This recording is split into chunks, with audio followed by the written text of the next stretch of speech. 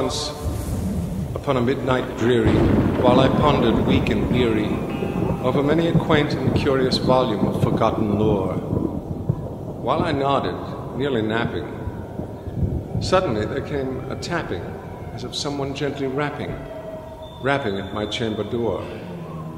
"'Tis some visitor," I muttered, tapping at my chamber door. Only this, and nothing more. Distinctly I remember it was in the bleak December, and each separate dying ember wrought its ghost upon the floor. Eagerly I wished the morrow. Vainly I had sought to borrow from my books surcease of sorrow for the lost Lenore, for the rare and radiant maiden whom the angels name Lenore, nameless here, forevermore. And the silken, sad, uncertain rustling of each purple curtain thrilled me, filled me with fantastic terrors never felt before, so that now, to still the beating of my heart, I stood repeating, "'Tis some visitor entreating entrance at my chamber door, some late visitor entreating entrance at my chamber door. This it is, and nothing more." Presently, my soul grew stronger. Hesitating then no longer, "Sir," said I, "or madam, truly your forgiveness I implore, but the fact is I was napping. And so gently you came rapping, and so faintly you came tapping at my chamber door, that I scarce was sure I heard you. Here, I opened wide the door. Darkness there. Nothing more.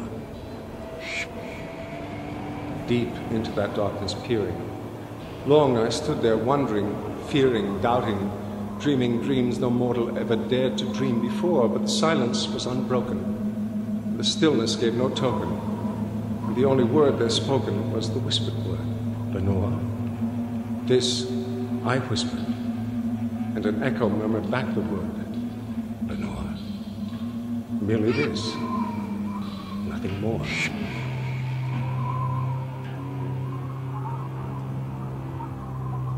Back into the chamber turning, all my soul within me burning, soon again I heard a tapping, somewhat louder than before. "Surely," said I, "surely that is something at my window lattice.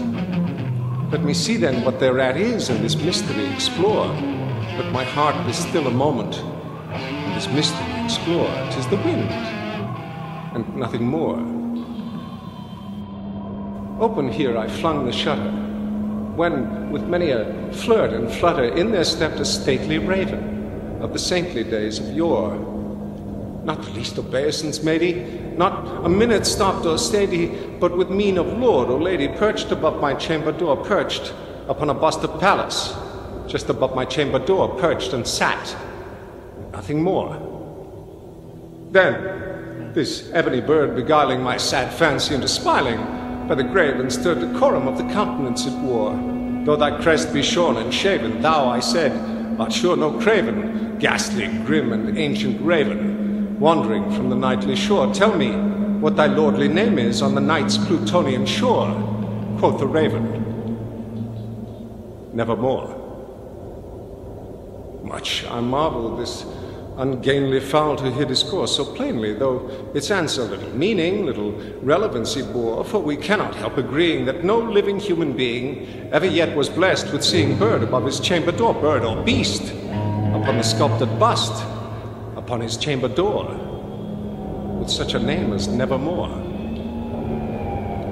But the raven, sitting lonely on the pallid bust, spoke only that one word, as if his soul in that one word he did outpour.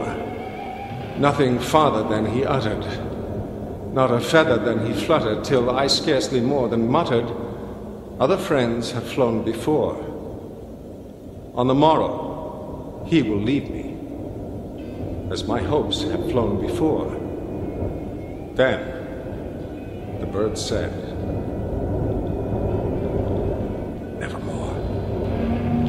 Startled by the stillness broken by reply so aptly spoken, "Doubtless," said I, "what it utters is its only stock and store, caught from some unhappy master, whom unmerciful disaster followed fast and followed faster, till his songs one burden bore, till the dirges of his hope that melancholy burden bore of never, nevermore.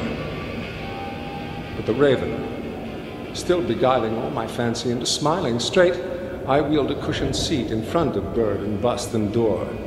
Then, upon the velvet sinking, I betook myself to linking fancy unto fancy, thinking what this ominous bird of yore, what this grim, ungainly, ghastly, gaunt, and ominous bird of yore meant in croaking nevermore. This I sat engaged in guessing, but no syllable expressing to the fowl whose fiery eyes now burned into my bosom's core. This and more I sat divining, with my head at ease reclining on the cushion's velvet lining that the lamplight gloated o'er, but whose velvet violet lining with the lamplight gloating o'er she shall press on nevermore. Then methought the air grew denser, perfumed from an unseen censer swung by seraphim whose footfalls tinkled on the tufted floor. Wretch, I cried, thy God hath lent thee, by these angels he hath sent thee respite, respite and nepenthe from the memories of Lenore. Quaff, O quaff this kind nepenthe, and forget this lost Lenore, quoth the raven, nevermore. Prophet, said I, thing of evil, prophet, still a bird or devil, whether tempter sent or whether tempest tossed thee here ashore, desolate, yet all undaunted, on this desert land enchanted, on this home by horror haunted. Tell me, truly I implore, is there balm in Gilead? Tell me, I implore, quoth the raven, nevermore. Prophet, said I, thing of evil, prophet, still a bird or devil, by that heaven that bends above us, by that God we both adore.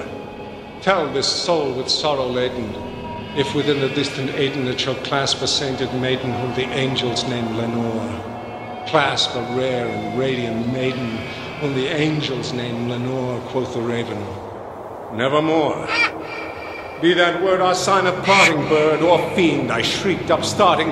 Get thee back into the tempest and the night's Plutonian shore. Leave no black plume as a token of that lie thy soul hath spoken. Leave my loneliness unbroken, quit the bust above my door. Take thy beak from out my heart, and take thy form from off my door, quoth the raven, nevermore. And the raven, never flitting, still is sitting, on the pallid bust of palace just above my chamber door.